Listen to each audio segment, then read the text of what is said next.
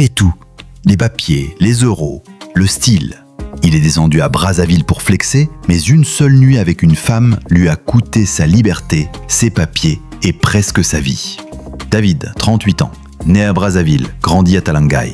À 25 ans, il décroche enfin un visa pour la France. Un visa court séjour qu'il transforme, par chance, par patience, par ruse aussi, en titre de séjour. 7 ans à Nanterre, 7 ans de galère, de petits boulots, de matins froids et de soirs humides. Il a fait des ménages, des livraisons, les chantiers. Il en a connu des insultes, des humiliations, des files d'attente à la préfecture. Mais il a tenu, il a survécu. Et maintenant, il vit Kwayanko correctement. Un studio de 22 mètres carrés au 4e sans ascenseur, un contrat d'intérim régulier dans un entrepôt de Rungis et un iPhone 12 Pro payé en plusieurs fois. Rien de spectaculaire, mais sur Instagram c'est autre chose. Là c'est David le mbengwiste. Chemise repassée, montre dorée, verre de rosé en terrasse, selfie dans les couleurs de la Défense, vue aérienne en story. Et cette phrase qu'il répète souvent en description. Depuis que je suis parti, je ne suis plus le même. Et il y croit, vraiment. Ce mois de juin, il décide de descendre au pays. Pas en urgence, pas pour un enterrement, pas pour une mission, juste pour montrer, pour inspirer, pour rappeler aux autres ce que c'est, réussir. Il achète son billet 1 mois à l'avance. Il le poste, le feu arrive. En commentaire, on l'appelle le boss, le lion, le vrai fils du pays. À l'aéroport Roissy-Charles de Gaulle, il porte un ensemble de survêtements assortis, lunettes Gucci, sac à main Guess, parfum envahissant. Il embarque, téléphone à la main, sourire confiant.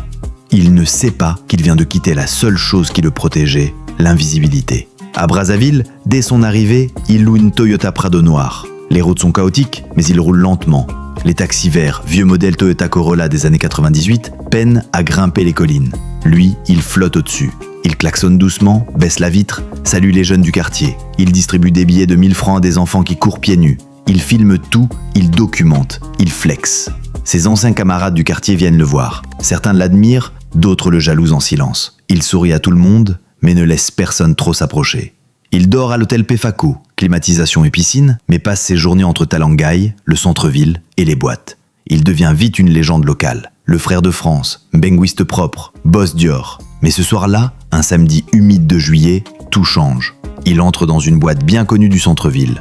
Lumière rouge, mur en miroir, DJ moite. L'air est lourd, saturé de rhum local, de parfums bon marché et de regrets. David s'installe avec 3 amis. Il commande une bouteille. Il paye. Il rigole fort. Il danse.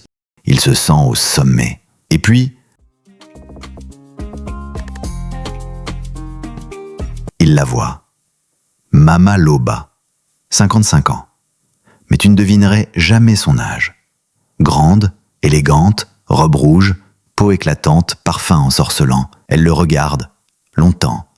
Un regard profond qui le transperce. Il est troublé, mais flatté. Un serveur glisse à son oreille. Fais attention, cette femme, c'est pas une blague. Tous les jeunes qui passent par elle disparaissent ou finissent au cimetière. David rigole. Moi je viens de Paris, elle peut rien me faire. Il part avec elle. Ils passent la nuit ensemble, dans une chambre climatisée au drap blanc, sous des lumières tamisées. Mais le lendemain matin, tout a changé. Plus de sac, plus de portefeuille, plus de passeport, plus de titre de séjour. Il panique, il retourne tout, court à la police. « Monsieur, on ne trouve aucune trace de vous dans nos fichiers. » Il appelle l'ambassade. On lui dit « Monsieur, aucun visa à votre nom, vous n'avez jamais quitté le Congo. » Il devient fou. Il retourne chercher la femme, disparue, comme si elle n'avait jamais existé. Les gens refusent de parler, certains détournent les yeux, jusqu'à ce qu'un vieux féticheur lui dise calmement « Elle t'a aimé, tu ne mourras pas, mais elle t'a pris ton destin. Tu es lié à elle, à cette terre, à jamais. » Depuis ce jour, David erre à Brazzaville. On le voit traîner entre les marchés, les cybercafés, il vend ses vêtements de marque, dort chez des cousins qui ne l'aiment pas vraiment. Il est vivant, mais il n'a plus d'existence officielle. Un fantôme avec un corps. Cher linguiste, ce ne sont pas toutes les femmes qui veulent votre amour. Certaines veulent votre lumière, votre chance, votre avenir. Quand vous descendez au bled, n'oubliez pas que là-bas aussi, les esprits veillent. Ce que vous prenez pour une aventure d'un soir peut devenir une prison mystique à vie. Abonne-toi pour d'autres histoires vraies comme celle-là. Partage cette vidéo à un binguiste que tu connais. Tu peux littéralement lui sauver la vie. Tape partie 2 si tu veux savoir ce qu'il est devenu et s'il a tenté de récupérer ses papiers mystiquement.